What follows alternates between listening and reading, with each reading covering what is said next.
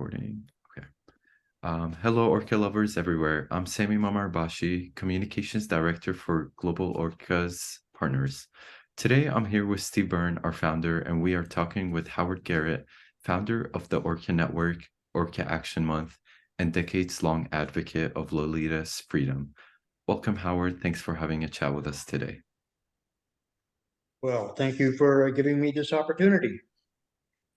Well, hi again, Howard. We were just talking. It's been almost a year since we had that first chat about Lolita, Toki, stage name Lolita, but Toki's her, uh, uh, name of affection.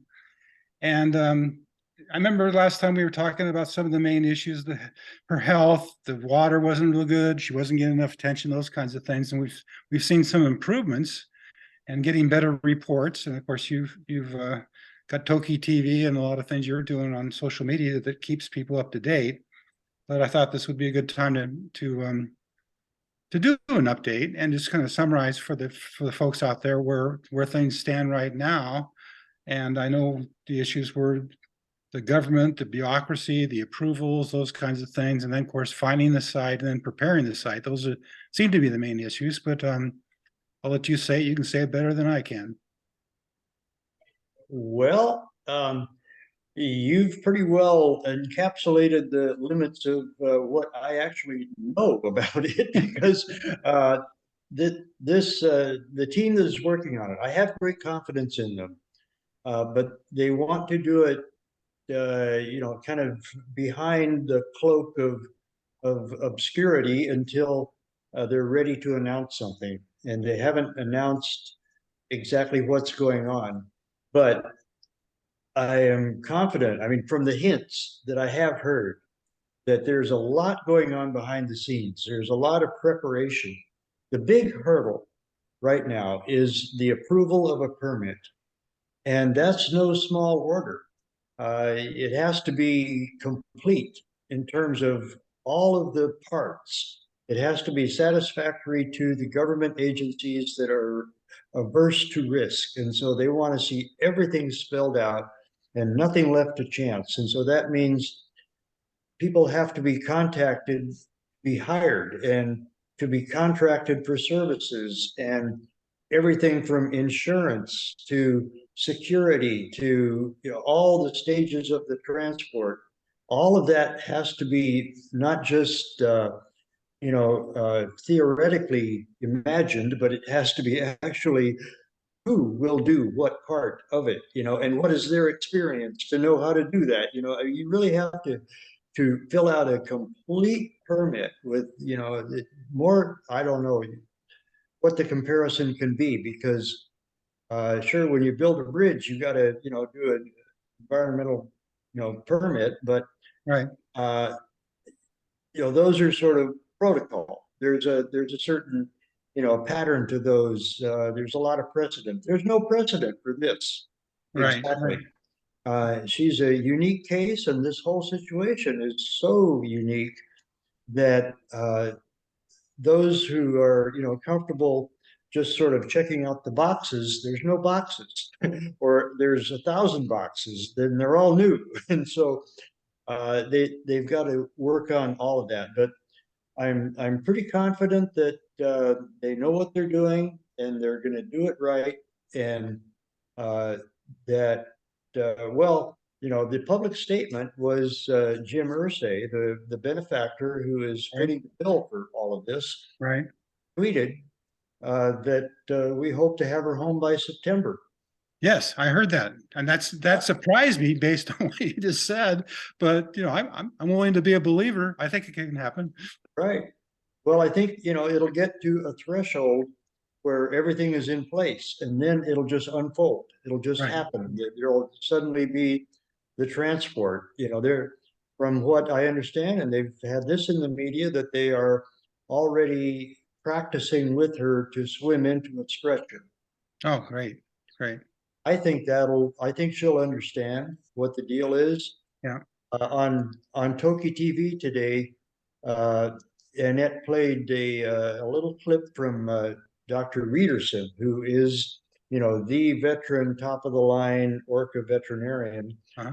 And he was saying that when they had to administer the antibiotics by IV, which means she has to roll upside down, Right. and they put a big needle in a vein in her flukes, and it takes 3 minutes, and it's a half a liter of this antibiotic that they Wow, got that's to a pump lot. into.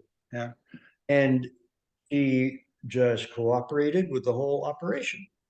And he said he swears she understands that they're doing it for her, Right. and that, I don't know the extent of what she knows is going into her bloodstream, but she knows that the intention is good. And I think that that same sort of cooperation will prevail when it's time to swim into the stretcher and the whole trip home, the whole transport. She'll Sure. be Sure. accompanied by people who can, talk to her, reassure her. Yep, we're taking you home, Doki. It's going to be wonderful, and she'll pick up on those vibes, Sure. I don't know if she knows English. I'm not ruling that out, but I don't think so. But She might know the swear words. probably by now. But she'll sure get the mood, So Yeah. I think she'll cooperate the whole way, and it'll go very smoothly. So Sure. looking forward to it. Well, she's probably, she's aware she feels better, right? Because she's Yeah. healthy, she feels better. So something's going right. So she's kind of, and she's very smart. We know that. And so Yeah. she just need to know the details. She just knows things are going in the right direction, and she'll continue to cooperate. I think that all makes sense. And as far as the approvals, it's risk and reward. At some point, the reward is her living. That's the reward. Yeah. Yeah, then and the we risk is can she all- won't live. So you gotta, there's a time element, obviously.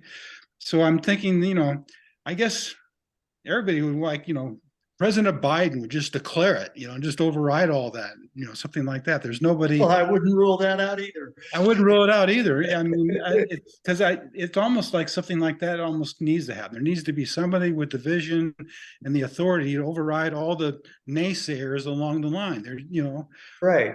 And that gives them political cover. So it's not Right. on them. If anything, does go wrong, my boss told me to do it. Right, So, right, right.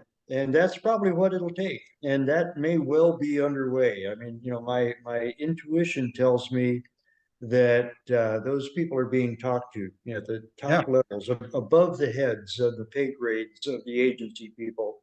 And, so it'll be handed down, and so, it'll go pretty rapidly, but it's still got to be airtight. It's still got to be a really solid plan. And with, unlimited millions to pay for it, it can be, and it will be. And I think that's what's underway right now. Sure, sure. Is there any, like you said, they're kind of cloaking the whole process to some degree. Do you have any sense of that they're narrowing down the actual sites to, 2 or 3 of the best possible ones, or something of that nature? Well, again, it's sort of rumors and intuition, but I think the answer is yes. And probably down to the site, I suspect.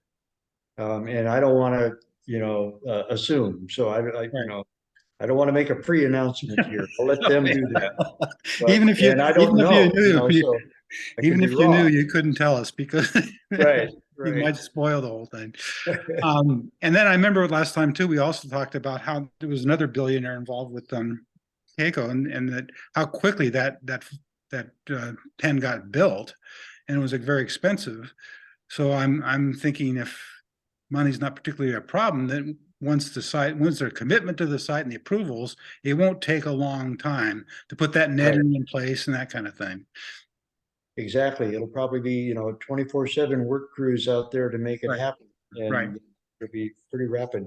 Yeah, exactly. So, so another thing that seems to come up is this transition for Toki herself. She's trusting, and she's going to be, in a completely different environment, and she's going to have people around her. And I'm thinking, maintaining somewhat of her routine at the beginning, kind of the same way she's been fed, being fed that way again, maybe the same people or the same kinds of activities and interplay, that kind of thing. And I was wondering if, I'm sure you've thought about this, but just something as simple as, she's in this seaside bay with a net, and maybe there's going to be another species in there with her at the beginning, maybe not. Maybe there's going to be toys or things she can play with, things that can float, things that could be on the bottom, or she go down to the bottom and fool around with it and play or whatever. What are your thoughts about that? Well, if I can go back to what you said about a completely different environment. Sure. That is kind of an assumption that I don't think is entirely warranted, because for her, from her point of view, it's going to be familiar. It's not going to feel that different. I mean, I know it's been a long, long time, but she's got a very big brain and she's got a very long memory. And I tend to believe that a lot of the secret of her survival all these years has been that she has those memories fresh in her mind. Sure. That, where she is in Miami is an aberration, is some kind of, weird detour into a circus, but that she's going to be home someday. I think she's got that in her mind and always has. Right. And so when she finally is home, I think it'll be a relief. She'll look around, she'll, see things she hasn't seen in over 5 decades. She'll be able to explore long distances with her echolocation. She'll just sort of, feel the currents, and I think it'll just be like a warm bath for her, although it'll be cold. But, well, it'll just feel comfort to her. Yeah. And she'll, that's like Keiko had to adjust to the colder water, but that won't take long. A little, I agree with you. I think she does have a long memory and it'll feel familiar. But I was kind of thinking more like she's been trained to do these tricks, and would it be of any value that if there was somebody there that would run her through one of those routines in the new setting? I think so. Yeah. Yeah, sure. I mean, just the more continuity, the better. Continuity, that's the word I was looking for. Yeah, so that, the same people and the same food in the very beginning. Right. But I think they should be giving her live fish right now. I wish they would. They could throw it in her mouth and they could throw it in the pool and, live fish. They did that, an experiment in 1993 with 2 captive orcas, been captive for 12 and I think it was 26 years. Some long-term captives in California, in Vallejo. Right. And they caught them. They echolocated. I mean, this was a scientific experiment set up with hydrophones so they could, measure the echolocation and everything. And they just, buzzed on them and got right at them and nabbed them. I mean, they didn't hesitate. They still had that skill intact. Well, it makes perfect sense they would. I mean, they'll catch a bird once in a while, so why wouldn't they catch a fish? Well, right. Yeah. Yeah. So kind of like riding a bike, it's they know how to do it. I mean, that's a good point. I wonder why they don't go ahead and just put some live fish in with her now. I think they're so extra cautious. They're just afraid of any novelty, and they're part of the mythology of at least the Seaquarium is that she doesn't like any change. She doesn't like any new thing in her. In fact, there was a story that I've heard on the media several times that they put, I think they said, a flounder in there, and she was afraid of it. That she went to the others. I don't know how they thought she was afraid of it, but my sense is he doesn't eat flounder. That's not a salmon, right? With a salmon, that's what they eat. She wasn't afraid of it. She just wasn't interested in it. That's a whole different Exactly. thing. Yeah. Exactly.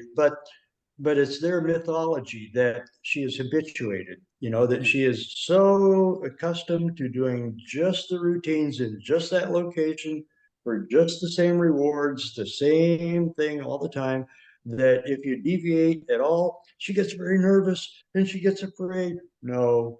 Yeah. Yeah. That's not in her makeup. But they're making up that story to justify continuing doing what they're doing. Right. Right. Yeah. That's, Yeah. but I mean, they believe it. It's become part of Well, the yeah. Yeah. myth. They believe it, then, they've talked themselves into it. It's Right. self-fulfilling prophecy kind of, and yeah. Yeah, yeah, Um, and right. then, I think he's all much right, smarter than that. what about the communications aspect? I, I wonder, I talked with Ann Bowles years ago at SeaWorld and asked about if they were doing any communications work at all with the orcas in SeaWorld. And she said they weren't, which surprised me. I would think that they would be recording it. And I would think that even though they came from, different places, they probably worked out some kind of a rudimentary communication system among themselves, just like humans would. That's anthropomorphic. I don't want to say that. But I wonder I wonder if they're recording her now to see what kinds of vocalizations she does and Huh? how that will immediately change when she gets in the cove, and then also recording her family, maybe even live, so she could, could they be amplified to some degree and broadcast so she could hear it more clearly because they're further away. Those are all things I haven't heard anything about, which I Well, interesting. um, on July 19th, there's going to be this gathering on San Juan Island called SuperPod, Oh yeah, I and know. I'm going to do a talk. Okay. And the talk I'm going to give is going to be based on a 1995 paper that my brother Ken Balcom, did Right. for the AZA, the Association of Zoos and Aquariums, when they had their national meeting in Seattle in 1995. Right. And he spells out exactly what you're talking about, that there should be recordings here and recordings there, and even a live communication hookup between her family here and her there. Um, and all of that would answer those questions, that scientific question. How has her vocabulary, her repertoire of calls changed over the years? Or has it?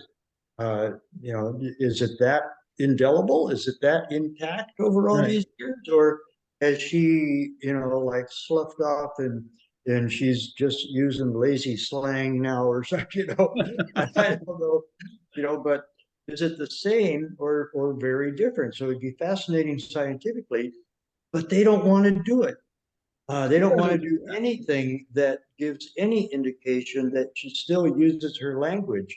I think it's kind of the same mentality as that the indigenous people, when their kids were kidnapped and taken off to boarding school, Right. they were forbidden to use their language. Right. Right. Right. Because that connects them with their life before capture.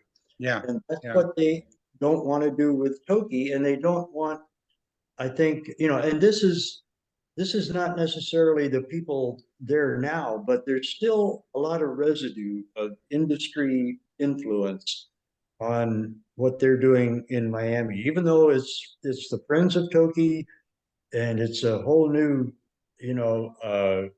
bankroller, who's paying for it all. But there's still a lot of the sort of the industry paranoia in there, and they really don't want to excite people that to believe that she shouldn't be there in the first place. That Yeah. that it's a bad thing. The captivity. I mean, that they just don't want to or never have wanted to let people know that they have that connection with their life for capture. Right. That's still very prevalent in their mind. They want people to believe that once she was captured, that cut it off. There's no more. She's like, a product on the shelf, and she's just, you unwrap her and teach her to do tricks, but she has no connection with life before that. And that's just been the mentality. So there's been a lot of resistance. I've been publicly advocating for doing at least, I mean, the bare minimum is get a hydrophone in the water and record her for, Right, right, a good long time, and in the air. I mean, she's vocalizing Sure. above and below. right. And, get all that recorded professionally for many hours, send that to the world experts, to analyze and match with JKNL calls. Mhm. And just, let's get that into some kind of scientific form. Like, what is she doing? Right. I think it'd be a huge boon to science. And yes, it would excite people that she should go home, Yeah. but at this point, that's happening anyway. It's inevitable at this point. So why not build political public support for that? Well, I think you you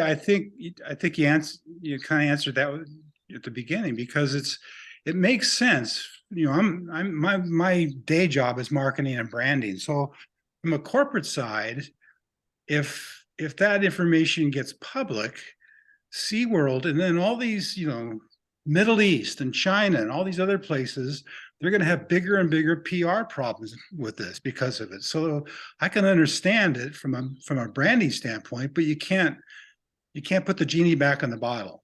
Bingo. And once she gets out, and then it's going to be a private organization, not the government, that's going to control her once she gets in that sea pen. And they don't have to abide by any of this stuff. And the Lumi tribe, they're going to have some say in it. And so I think that, as soon as she gets there, that whole industry influence is going to go away. Yeah, right. And, I maybe it's jumping the gun to say, well, let's establish that now, which we could with her vocalizations, Right. that she still has her whole vocabulary, or, we'll see. I don't know. I mean, a good part of it anyway. Yeah. Well, if she's if she's here, when she's in the Sailor Sea in September, a couple more months aren't going to make any difference. And then they can figure it out then. Yeah. Because I agree. They should be doing it now, but it'll be very interesting to see what happens, especially when I remember John, reading about John Ford, he, the dialects and with the L and all that he was doing that work, and that still holds up, and there's advancements on that too. And I think he'd be happy to analyze her calls. Yeah. And that would be, the world-class, analysis. So, that would really be convincing for a lot of people. Well, that amplification can be two ways. You could have, the LPOD amplification down to wherever she is, but you can amplify her voice back to where they are. Right. In theory, if and that, that's more complicated because they move around, but at some point you could have something like that. I don't know what that would be like, but again, that's getting ahead of it, but not that far ahead of it. With all with AI and all the things that are happening now, and edge computing and quantum computing, there's so many things that 10 years from now are, they're almost unimaginable. They'll be as easy as using your iPhone. It's not going to be that complicated to use it. And again, I get into my sci-fi mode pretty fast. I don't mean to. Well, I've just learned how to dictate, to text by voice. Well, that's a lot of fun. Yeah, exactly. And that's a tool everybody can have now. It's just amazing how, Sammy and his generation, they're growing up with this stuff, and we were talking about that. I've worked with the students at UC Irvine quite a bit. It's unbelievable how fast they're learning this, and I think that that was another thing that was in the presentation today. And I guess we should mention it was the kickoff for the Orca Action Month today on Sunday. Right. And that's going to be a great month of information, and everybody should go to Orca Action Month's website and see all that. It's going to be wonderful. And it's, these kids are growing up, and they're growing up with seeing orcas in a different light and with all this technology. And I think that those two things, you talk about a quick change in culture towards animals in general and towards cetaceans and orcas specifically, it's going to be, I think, very remarkable what happens. It's going to be a sea change. Pun not So to intended. speak, yeah. Yeah, exactly. Of things like that that are going to happen. What else? I think we talked about what we talked about. Oh, the companion part of it. She has had companions, and I haven't heard anything about whether they're going to put another cetacean in there to be a companion with her. What are your thoughts on that?